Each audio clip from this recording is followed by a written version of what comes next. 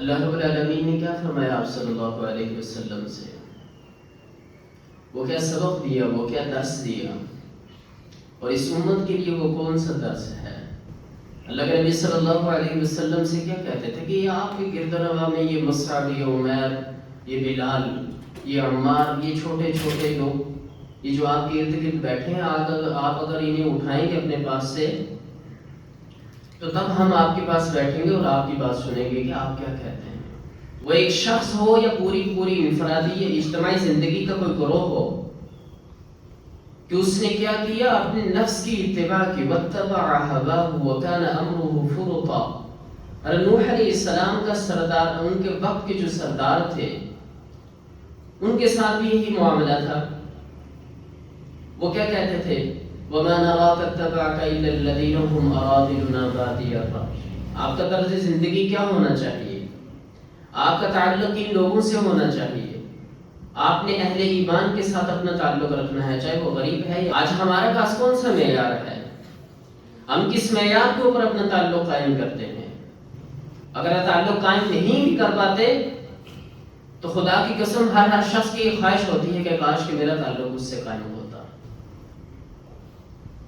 یہ کس کی علامت بتائی؟ اللہ کے نبی صلی اللہ علیہ وسلم نے کمزور شخص کے بارے میں کیا کہا کہ یہ جنتی ہے، اس کی یہ علامت ہے، جنتیوں کی یہ علامت ہے۔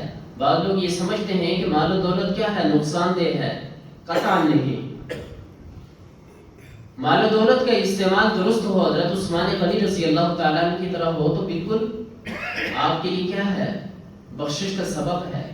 آج جو شخص نماز پڑھنے والا ہو، روزہ رکھنے والا ہو، زکوٰۃ دینے والا ہو، حج کرنے والا ہو، اس نے داڑھی رکھی ہو، اس نے کرتا پہنا ہو، یا پھر اس سے ہٹ کر اس کا ظاہری لباس ایسا نہیں لیکن وہ دینی اسلام کے اوپر مکمل کاربند ہے، اس پر عمل کرنے والا ہے، وہ حق کا ساتھ دینے والا ہے، تو وہ اس موجودہ زمانے کے اندر غریب الغربا سمجھا جاتا ہے۔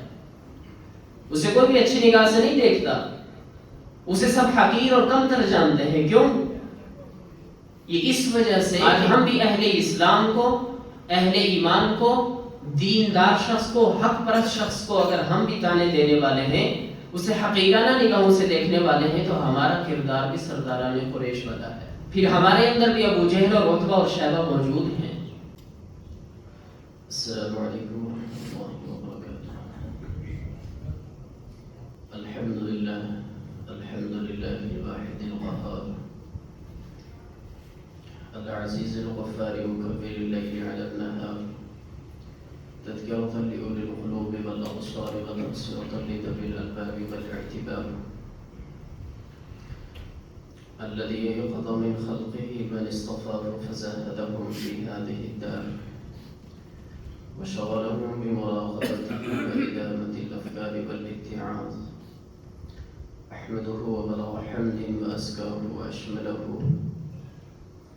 ونشهد أن لا إله إلا الله البر الكريم الرؤوف الرحيم ونشهد أن سيدنا ومولانا محمدا عبده ورسوله وحبيبه وخليله الهادي إلى صراط مستقيم صراط الله وسلام عليه وعلى سائر الصحابة والتابعين أما بعد قال الله تبارك وتعالى أعوذ بالله من الشيطان الرجيم بسم الله الرحمن الرحيم واصبر نفسك مع الذين يدعون ربهم بالغداة والعشي يريدون وجهه ولا تعد عيناك عنهم تريد زينة الحياة الدنيا ولا تطع من أغفلنا قلبه عن ذكرنا واتبع هواه وكان أمره فرطا صدق الله العظيم عن حارثة بن وهب رضي الله تعالى عنه يقول سمعت رسول الله صلى الله عليه وسلم يقول ألا أخبركم بأهل الجنة كل ضعيف متضعف لو أقسم على الله لأبره ألا أخبركم بأهل النار كل جواز مستكبر متفق علیہ او کما قال علیہ الصلاۃ والسلام۔ انتہائی واجب الاحترام بزرگوں بھائیوں اور دوستوں، سورۃ الکہف کی آیت نمبر 28 آپ کے سامنے تلاوت کی ہے۔ اللہ رب العالمین فرماتے ہیں کہ وَاصْبِرْ نَفْسَكَ مَعَ الَّذِينَ يَدْعُونَ رَبَّهُمْ بِالْغَدَاةِ وَالْعَشِيِّ يُرِيدُونَ وَجْهَهُ، کہ محمد صلی اللہ علیہ وسلم آپ اپنے آپ کو روکے رکھیے ان لوگوں کے ساتھ کہ جو صبح و شام اپنے رب کو یاد کرتے ہیں، بالغداة والعشی یریدون وجہہ، اور وہ اللہ رب العالمین کی خوشنودی چاہتے ہیں، اس کی رضا چاہتے ہیں۔ ولا تعد عیناک عنہم، آپ اپنی نگاہیں ان سے مت پھیریے۔ ترید زینت الحیات الدنیا، کہ آپ دنیا کی زیب و زینت چاہتے ہیں۔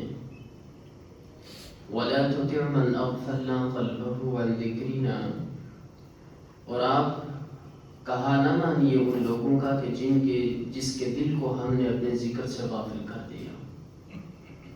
واتبع هواه، تو اس نے اپنی خواہشات کی اتباع کی۔ وکان امره فرطا، اور اس کا جو معاملہ ہے وہ افراد اور تفریط پر مبنی ہے۔ اس آیت کے اندر اللہ رب العالمین نے آپ صلی اللہ علیہ وسلم کو مخاطب کر کے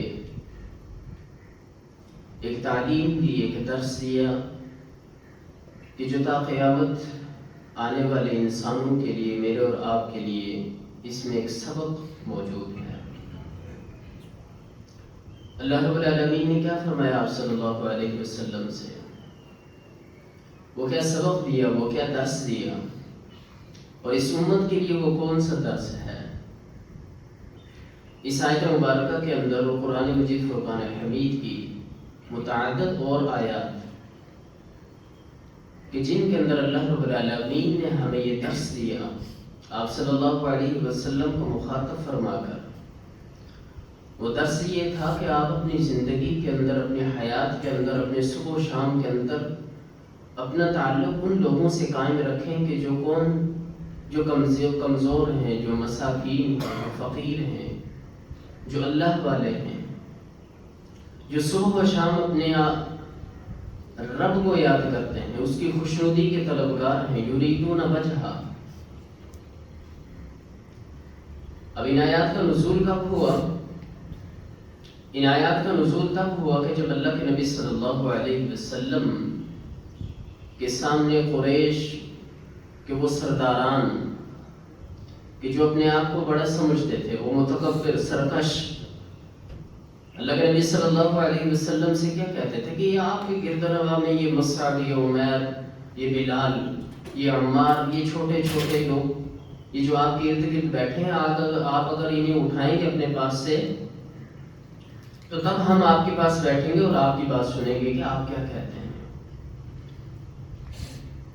چنانچہ اللہ کے نبی صلی اللہ علیہ وسلم نے ایک مرتبہ اس کا ارادہ کیا کیسے کر لیا جائے، تو کہ جسے اللہ رب العالمین نے یوں ذکر فرمایا کہ ترید زینت الحیات الدنیا، کہ محمد صلی اللہ علیہ وسلم کیا آپ دنیا کی زندگی کی زینت چاہتے ہیں؟ حالانکہ آپ صلی اللہ علیہ وسلم کا مقصد کیا تھا کہ وہ سرداران قریش آئیں، بیٹھیں، اور ہو سکتا ہے کہ ان کی دل کی دنیا آباد ہو جائے،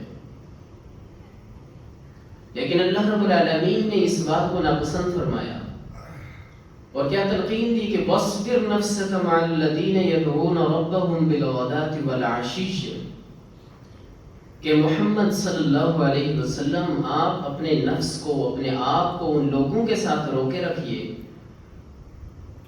کہ جو اپنے رب کو صبح و شام یاد کرتے ہیں۔ یریدون وجہہ، اس کی خوشنودی چاہتے ہیں۔ فرمایا کہ ولا تعد عیناک عنہم، آپ ان سے اپنی نگاہیں ہرگز مت پھیریے۔ ترید زینت الحیات الدنیا، کہ آپ دنیا کی زیب و زینت چاہتے ہیں، دنیا کی زندگی کی زینت چاہتے ہیں۔ اب قریش کا کیا طریقہ کار تھا؟ ان کا اصول یہ تھا کہ اللہ کے نبی صلی اللہ علیہ وسلم کے پاس بلال بیٹھے ہیں، مصعب بیٹھے ہیں، عمار بیٹھے ہیں، صہیب ہیں، تو وہ ان کے زمانہ اسلام سے قبل کے جو نقائص اور عیوب تھے ان کا ذکر کرتے تھے. اچھا یہ وہ بلال ہے، یہ مصعب ہے، یہ صہیب ہے کہ جو آنے کچھ عرصہ پہلے تو فلاں اس نے گناہ کیا تھا، فلاں کیا تھا، فلاں کیا تھا، اور آج یہ کیا ہے ایک پاکیزہ گروہ کے اندر برگزیدہ بن کے بیٹھے ہیں. تو اس طرح کی باتیں وہ کرتے تھے. تو اللہ رب العالمین نے کیا جواب دیا؟ وَلَا تُطِعْ مَنْ أَغْفَلْنَا قَلْبَهُ عَنْ ذِكْرِنَا. آپ ان لوگوں کا کہا مت مانیے، ان سرداران قریش کا، کہ من اغفلنا قلبه عن ذکرنا، کہ جن کے دل کو ہم نے اپنے ذکر سے غافل کر دیا. واتبع هواه، یہ دوسری علامت کہ جنہوں نے اپنی خواہش کی اتباع کی. وہ ایک شخص ہو یا پوری انفرادی یا اجتماعی زندگی کا کوئی گروہ ہو، کہ اس نے کیا کیا؟ اپنے نفس کی اتباع کی. واتبع هواه وكان امره فرطا، اور اس کا معاملہ کیا ہوا؟ افراط اور تفریط پر مبنی ہے. اور اسی طرح سے حضرت نوح علیہ السلام کا ذکر بھی اللہ رب العالمین نے قرآن مجید فرقان حمید کے اندر کیا. حضرت نوح علیہ السلام کا سردار، ان کے وقت کے جو سردار تھے ان کے ساتھ بھی یہی معاملہ تھا. وہ کیا کہتے تھے؟ وَمَا نَرَاكَ اتَّبَعَكَ إِلَّا الَّذِينَ هُمْ أَرَاذِلُنَا بَادِيَ الرَّأْيِ، کہ نوح کہ ہم تو آپ کو نہیں دیکھتے کہ آپ کی اتباع تو صرف وہ لوگ کرتے ہیں کہ جو ہمارے اندر ذلیل ہیں. اراذلنا بادی الرأی، کہ جو ہمارے اندر ذلیل اور ذلیل ہیں، وہ بے سوچے سمجھے آپ کی اتباع کر رہے ہیں. آپ کی اتباع کرنے والے تو وہ ہیں. اور نوح علیہ السلام نے کیا جواب دیا؟ وما انا بطارد المؤمنین. نوح علیہ السلام کہنے لگے کہ میں اہل ایمان کو جو ایمان لائے اللہ پر اور میری رسالت کو کیا مانا، میں انہیں دھتکارنے والا نہیں ہوں، میں انہیں دور کرنے والا نہیں ہوں. اب یہی بالکل اسی قسم کے جو اقوال تھے، اسی قسم کی جو باتیں تھیں، وہ سرداران قریش کی تھی کہ جو حضرت نوح علیہ السلام کے دور کے اندر اس وقت کے جو سردار تھے، جو متکبر تھے، جو سرکش تھے، جو بخیل تھے، بالکل ان کی بھی یہی باتیں تھیں. تو اللہ کے نبی صلی اللہ علیہ وسلم کو یہ تعلیم دی گئی اور آپ صلی اللہ علیہ وسلم کے ذریعے سے تا قیامت آنے والی انسانیت کو یہ درس دیا گیا کہ آپ کی زندگی کا طرز کیا ہونا چاہیے، آپ کا طرز زندگی کیا ہونا چاہیے، آپ کا تعلق ان لوگوں سے ہونا چاہیے. آپ نے اہل ایمان کے ساتھ اپنا تعلق رکھنا ہے، چاہے وہ غریب ہے یا امیر ہے، چاہے وہ فقیر ہے یا غنی ہے، چاہے اس کا تعلق ایک جھونپڑی سے ہے یا ایک بہت عالی شان محل سے ہے، چاہے اس کا تعلق کسی چھوٹے قبیلے سے ہے، بہت بڑے عالی النسب ہے، چاہے اس کا تعلق کسی گاؤں سے ہے یا شہر سے ہے.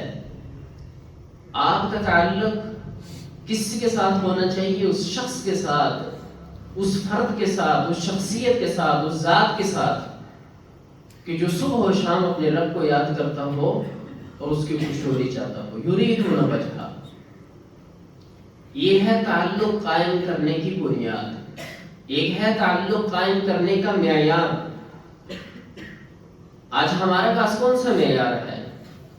ہم کس معیار کے اوپر اپنا تعلق قائم کرتے ہیں؟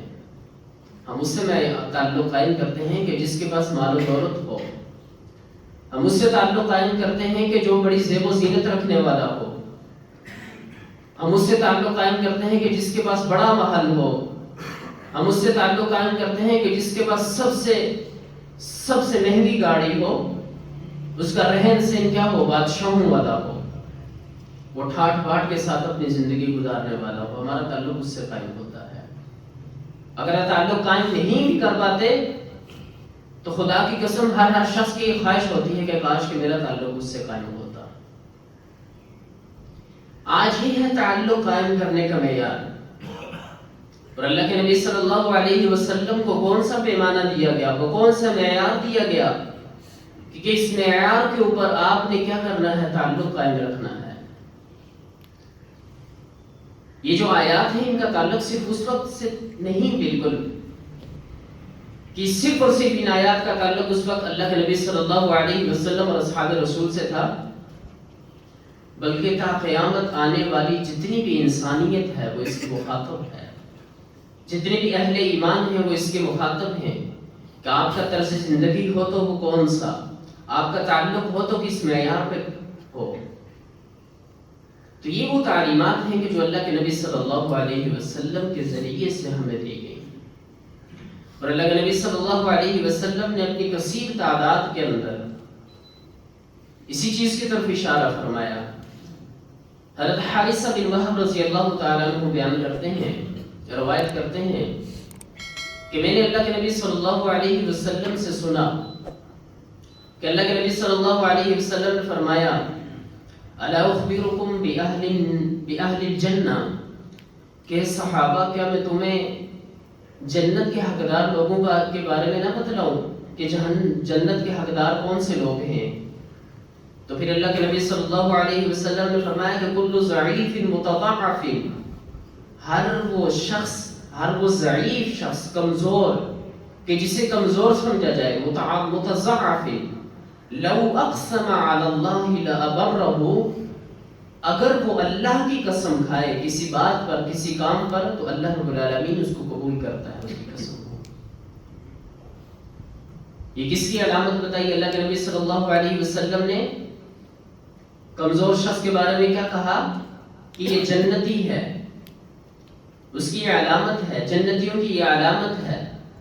اور پھر اللہ کے نبی صلی اللہ علیہ وسلم فرمایا کہ الا اخبرکم باہل النار، کہ صحابہ کیا میں تمہیں جہنمی نہ بتاؤں کہ جہنمی کون سے ہوں گے، جہنم کے حقدار کون سے لوگ ہوں گے؟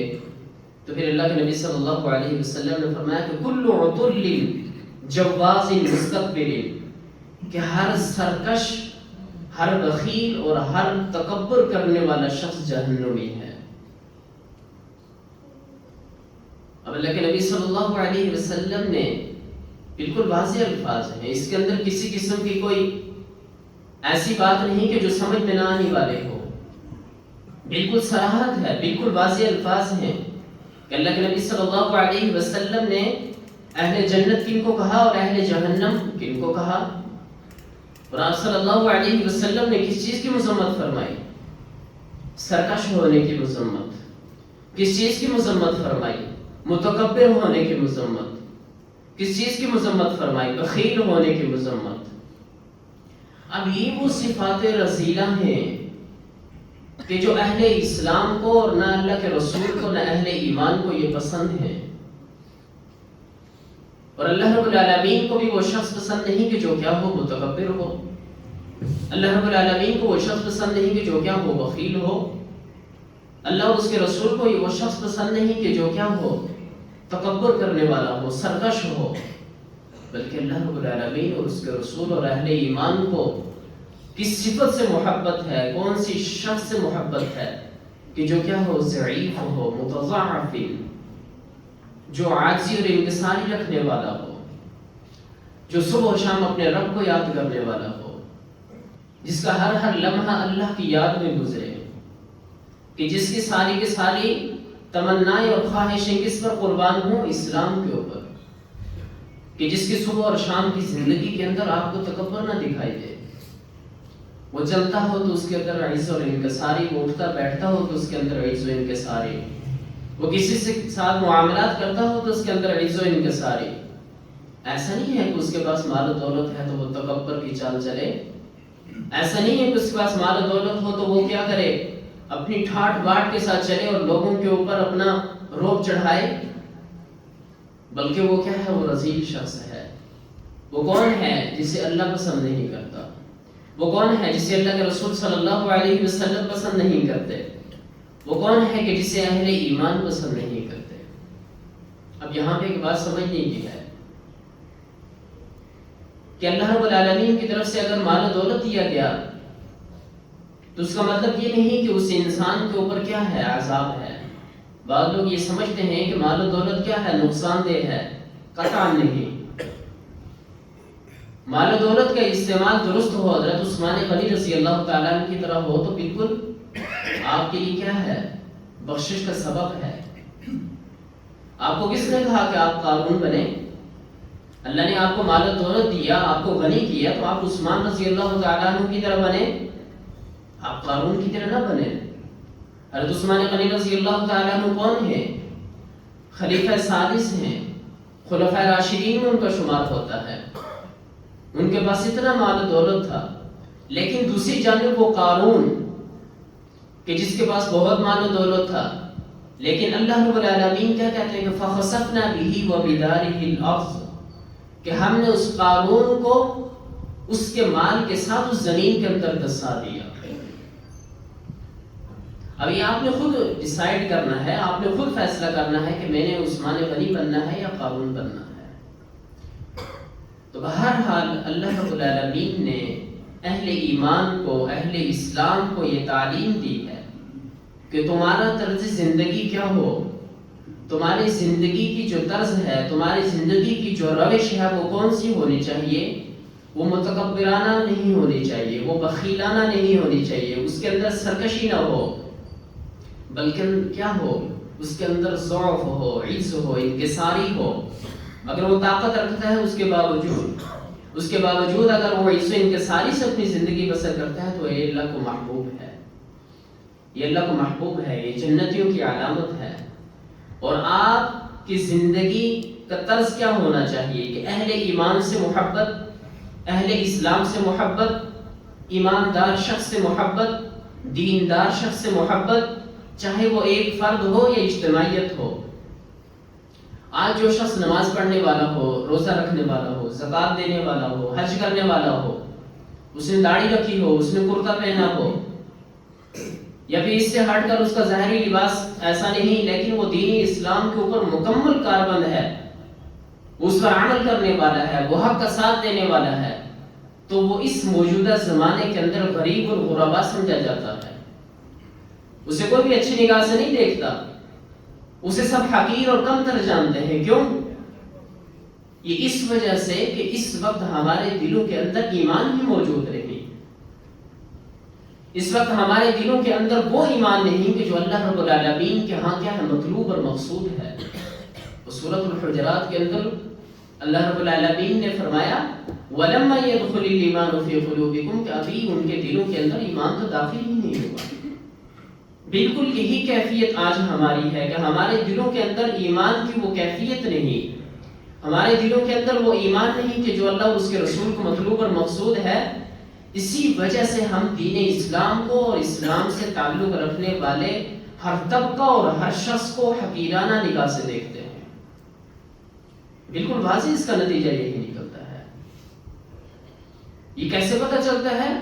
بالکل انہی قرآنی آیات سے کہ جس طرح سے وہ سرداران قریش، وہ جو دینی اسلام سے محبت رکھنے والے، جو اہل اسلام سے، اللہ کے نبی صلی اللہ علیہ وسلم سے محبت رکھنے والے، آپ صلی اللہ علیہ وسلم کی بارگاہ میں حاضر ہوتے تھے تو سرداران قریش انہیں کیا سمجھتے تھے؟ حقیر، انہیں رذیل، ان کے اوپر باتیں کسنے والے، تانے دینے والے۔